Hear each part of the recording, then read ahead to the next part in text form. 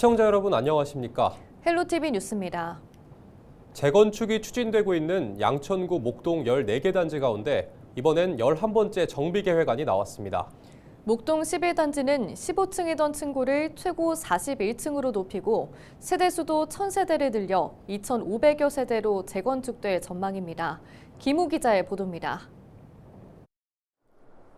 양천구의 관문인 목동 11단지. 지난해 2월 정밀 안전 진단이 최종 통과되면서 재건축이 확정됐습니다. 목동 14개 단지 가운데 가장 늦게 안전 진단이 통과되면서 정비 계획도 이제야 수립됐습니다. 목동 11단지는 길쭉한 형태의 독특한 모양인데다 세 곳의 학교가 단지 내 위치해 건물 배치가 쉽지 않은 상황입니다. 여기에 김포공항 고도 제한 지역으로 묶여 층고 제한까지 받고 있습니다. 학교의 일조량 문제 때문에 건물을 세우기가 되게 어렵고 또 여기는 또 김포공항 그 고도 제한 지역이라서 층고의 한계가 아마 있어서 단지 계획안을 할 때에는 약간 좀 애로가 있었을 거다 이런 생각을 합니다.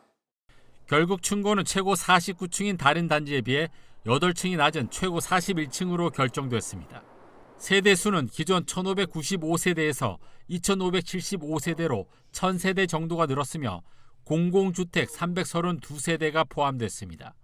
단지 내에는 공원을 연결하는 공공보행통로와 남북보행축을 만들어 걷고 싶은 거리를 조성합니다. 또 보행의 연속성과 안전 확보를 위한 도로 배치와 공원과의 연계성 강화로 그린 네트워크를 구축할 계획입니다. 인근 개남근린공원 그리고 단지 내에 조성되어지는 2개의 근린공원 그리고 기존 학교시설 등을 감안해서 기반시설 등 인접단지 등을 고려해서 전체적으로 자연 친화형 단지가 조성될 수 있게끔 다양한 배치 계획들을 마련을 하였습니다. 설명회를 마친 양천구는 다음 달 14일까지 목동 11단지 정비계획안 공람을 실시합니다. 이어 5월까지 신속통합기획 자문회의를 거쳐 7월까지 서울시에 정비구역 지정을 신청할 예정이어서 8월이면 정비구역 지정 고시가 이루어질 전망입니다. 목동 14개 단지 가운데 정비계획안이 발표되지 않은 곳은 1, 2, 3단지 등 모두 3개 단지입니다. 양천구는 남은 3개 단지에 대해서도 다음 달 중 정비계획 공람을 시행할 예정이어서 조만간 14개 단지에 대한 재건축 밑그림이 모두 완성될 전망입니다. 헬로티비 뉴스 김호입니다. 은평구가 서울형 모아 어린이집에 세모 네모 공동체가 신규로 선정됐다고 밝혔습니다. 서울형 모아 어린이집은 도보권에 있는 3개에서 5개 어린이집을 하나의 공동체로 묶어 아이들을 함께 키우는 보육 모델입니다. 이번에 신규로 선정된 세모 네모 공동체는 5개 어린이집이 참여해 은평군의 서울형 모아 어린이집은 기존 3개 공동체에서 4개 공동체, 18개 어린이집으로 확대됐습니다. 양천 목동 홈플러스 부지 매각 작업이 본격화됩니다. 양천구는 최근 목동 홈플러스 부지 매각 처분에 관한 공유재산 관리 계획이 양천구 의회에서 의결됨에 따라 상반기 중 감정평가를 거쳐 하반기 중에 입찰을 통해 공개 매각에 나설 계획이라고 밝혔습니다. 해당 부지는 목동 아파트 재건축과 국회대로 공원화, 목동 운동장 주변 개발 등의 호재에 따라 투자 가치가 높은 것으로 평가되고 있습니다. 한편 서울시가 지난 2022년 4월 목동 홈플러스 부지를 특별계획구역으로 고시하면서 해당 부지에는 오피스텔을 제외한 업무시설과 방송통신시설, 교육연구시설과 숙박시설만이 들어올 수 있습니다. 은평구가 2029년까지 1억 4천여만 원을 들여 빈집 151호를 정비합니다. 은평구는 주거 환경 개선과 도시 미관 회복을 위해 빈집 정비 사업에 나선다고 밝혔습니다. 정비할 빈집은 반지하 주택 38호를 포함해 151호로 올해부터 2029년까지 5년 동안 진행합니다. 구는 빈집을 소규모 주차장으로 활용하거나 외관 개선 등을 지원하고 반지하 주택은 SH공사 반지하 주택 매입 사업 참여를 유도할 계획입니다. 2026년 1월부터는 환경법상 수도권 쓰레기 매립지에 생활 쓰레기를 소각 없이 직매립할 수 없습니다. 소각장을 마련해야 하는 수도권 지자체들은 아직까지도 새로 지을 입지조차 정하지 못하고 있는데요. 앞으로 쓰레기 대란이 불가피한 상황입니다. 헬로티비 뉴스는 오늘부터 사흘간 우리 지역 소각장 마련 상황을 짚어보겠습니다. 먼저 대체 매립지를 찾고 있는 수도권 쓰레기 매립지 상황부터 살펴보겠습니다. 이세진 기자가 전해드립니다. 수도권 지자체들의 갈등 원인이 된 쓰레기 매립의 역사는 1960년대 시작됩니다. 서울에서 처음 매립지에 쓰레기를 묻은 건 1964년입니다. 이전엔 지정된 처분장 없이 폐기물을 처리했습니다. 1977년까지 서울시는 10개 지역에 매립지를 뒀습니다. 그런데 인구가 늘어나고 도시가 커지면서 매립지로 쓰던 곳들도 개발 대상이 됩니다. 흩어져 있던 매립지를 정리하고 서울시는 1978년 난지도를 새로운 매립지로 결정합니다. 하루 평균 8톤 트럭 3,000대 분량의 쓰레기를 여기에 버렸습니다. 난지도가 문을 닫은 1993년까지 15년 동안 묻은 쓰레기가 9,200만 세제곱미터에 달했습니다. 한편 난지도가 한계에 다다를 시점인 1987년 또 다른 매립지가 대체지로 선정됩니다. 당시 김포, 지금의 검단동입니다. 서울시와 인천시, 경기도뿐 아니라 환경부까지 사자가 공동으로 건설한 수도권 매립지는 이렇게 탄생했습니다. 1992년 이곳에 쓰레기가 반입된 이후 1매립장에서 2매립장까지 늘어나는 동안 주민 반발은 상당했습니다. 사용 연장 논의까지 이루어지면서 지자체 갈등도 커졌는데요. 다툼 끝에 2015년 수도권 3개 시도와 환경부는 3매립장 일부를 추가로 쓰기로 합의했습니다. 피해 지역인 인천에는 경제적 보상을 제공하는 조건이었습니다. 이렇게 2016년까지였던 수도권 매립지 사용 기한은 2025년으로 늘었습니다. 그리고 약속한 시점이 됐습니다. 2026년 진매립 금지까지 고려하면 당장 해법이 있어도 갈 길이 먼데요. 현실은 대체 매립지부터 소각장까지 모두 난항입니다. 그 사이 이 땅이 아니면 저 땅에 묻었던 매립의 역사는 쓰레기 대란 앞에 와 있습니다. 헬로티비 뉴스 이세진입니다. 이번에는 우리 지역 소각장 준비 상황 살펴봅니다.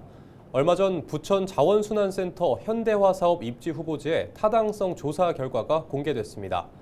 부천시는 과거 광역화 추진 계획에서 주민 반대에 부딪히면서 단독 건립 방식으로 선회했는데요. 대장 신도시 조성 시기에 맞춰야 하는데 인근 지자체의 반발도 변수로 남아 있습니다. 이정화 기자의 보도입니다.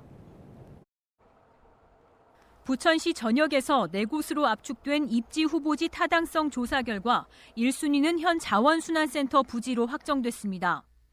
부천시 오정구 대장동 607번지, 현재 자원순환센터 부지인 이곳은 80점 안팎에 그친 다른 후보지 3곳에 비해 100점 만점에 88.3점으로 가장 높은 점수를 받았습니다.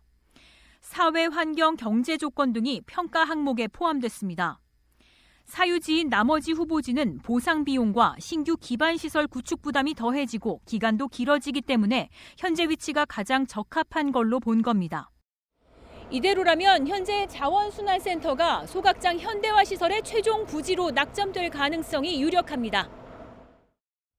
이번 결과는 다음 달 1일부터 보름 동안 부천시 입지선정위원회를 통해 의견을 제출할 수 있습니다. 신설하는 부천시 자원순환센터는 하루 생활 폐기물 소각 500톤, 음식물 폐기물 240톤, 재활용품 선별시설 200톤, 대형 폐기물 50톤 등을 처리할 수 있는 규모입니다. 부천시는 결과에 대한 의견 수렴과 전략환경 영향평가 마무리를 거쳐 늦어도 올해 상반기 안에는 최종 입지를 선정할 예정이라고 밝혔습니다. 소각장 증축에 대한 우려가 큰 인근 주민들은 이번 결정이 달갑지 않습니다. 소각장 입지 선정과 관련돼서는 저희가 10일 날 지금 공고가 되었는데요. 14일 날 주민자치회를 개최했습니다.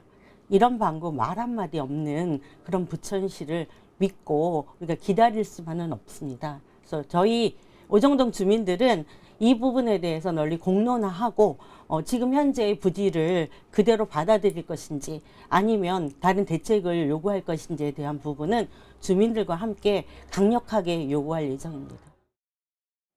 사업비 6,600억 원 정도가 투입되는 부천 자원순환센터 현대화 사업은 오는 2030년 준공이 목표입니다. 수도권 생활 폐기물 직매립 금지가 당장 내년으로 다가온 만큼 쓰레기 대란은 피할 수 없는 상황. 인천 부평과 계양, 서울 강서구 등 인근 지자체에서도 부천의 사업 추진에 대해 관심이 큰 만큼 경우에 따라서 격한 반발이 예상됩니다. 헬로티비 뉴스 이정아입니다.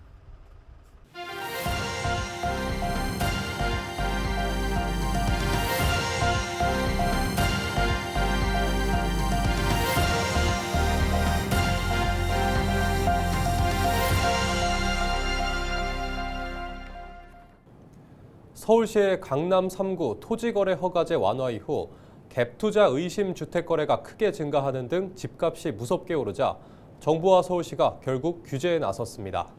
강남 3구를 다시 토지거래 허가구역으로 지정하고 용산구도 토지거래 허가구역으로 묶었습니다. 부동산 시장에서는 정책의 일관성을 문제 삼고 있습니다. 이관성 기자가 보도합니다. 서울과 수도권 주요 지역의 주택 가격이 이례적으로 상승하자 결국 국토교통부와 서울시가 주택시장 안정화 방안을 내놨습니다. 서울시는 먼저 한 달 전 해제한 강남 3구를 다시 토지거래 허가구역으로 지정했습니다. 이번에는 집값 상승세가 확산된 용산구까지 토지거래 허가구역으로 묶었습니다. 지난 2월 12일 토지거래 허가구역 해제 이후 강남을 중심으로 부동산 시장의 변동성이 커졌다는 지적을 겸허히 받아들입니다. 이로 인해서 심려를 끼쳐드린 점 시민 여러분들께 송구스럽게 생각합니다. 서울시가 지정한 토지거래 허가구역은 강남과 서초, 송파와 용산구 소재 전체 아파트로 3월 24일부터 6개월간 유지합니다. 필요할 경우 토지거래 허가구역은 더 연장될 수 있습니다. 정부와 서울시는 시장 과열 양상이 지속될 경우 인근 지역 추가 지정도 적극 검토하기로 했습니다. 압구정과 여의도, 목동과 성수동, 신통기획단지 등 서울시 현행 토지거래 허가구역은 시장 과열 우려가 완전히 해소될 때까지 허가구역 지정을 유지합니다. 강남 3구 토지거래 허가구역 해제가 한 달 만에 번복되자 부동산 시장에서는 정책의 일관성을 문제 삼고 있습니다.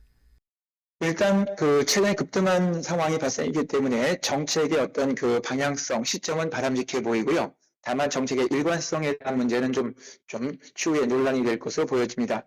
그리고 최근에 거래했던 분들의 매수자와 매도자 사이에서 약간의 거래 취소나 거래 시점을 앞당기는 시장의 혼선이 발생할 우려가 있습니다. 정부는 주택가격 상승세가 다른 지역으로 확산될 경우 현재 강남 3구와 용산구에 지정돼 있는 조정 대상 지역 및 투기과열 지구를 확대 지정할 계획입니다. 또 주택담보대출을 포함한 가계대출 총량 관리도 강화합니다. 강남 3구 등 서울 주요 지역에 대해서 주택담보대출 취급 점검을 강화하고 금융권 자율 규제를 바탕으로 다주택자, 갭 투자자와 관련한 가계 대출을 금융권이 보다 엄격히 관리할 수 있도록 하겠습니다. 정부는 당초 2025년 7월로 예정했던 전세자금 대출 보증 비율 하향도 5월로 앞당기기로 했습니다. 부동산 이상거래와 집값 담합 행위 등을 집중 모니터하고 편법 대출과 허위 신고 등 불법 행위에 대해서도 기획 조사를 강화합니다. 헬로티비 뉴스 이관서입니다. 경기도의회 북부 분원 설치회가 지난 18일 제2차 회의를 열어 경기 북부 균형 발전과 의정 활동 강화를 위한 논의를 진행했습니다. 도청 북부청사에서 열린 이날 회의에서는 북부 분원 설치와 경기 북부 특별자치도 추진 현황을 중심으로 경기 북부 지역의 자립적 성장과 행정 효율성을 높이기 위한 방안을 다각도로 검토했습니다. 또 경기 북부 대개발 구상, 기회발전 특구 지정 추진, 접경지역 규제 완화 및 군사시설 보호구역 규제 합리화, 지역균형발전 사업 확대 방안 등도 함께 논의했습니다. 김성남 설치위원장은 도의회가 경기 북부 주민들의 의견을 적극 반영하고 실질적인 변화를 끌어내기 위해 지속적으로 노력하겠다고 약속했습니다. 이상으로 뉴스를 마칩니다. 시청해주신 여러분 고맙습니다.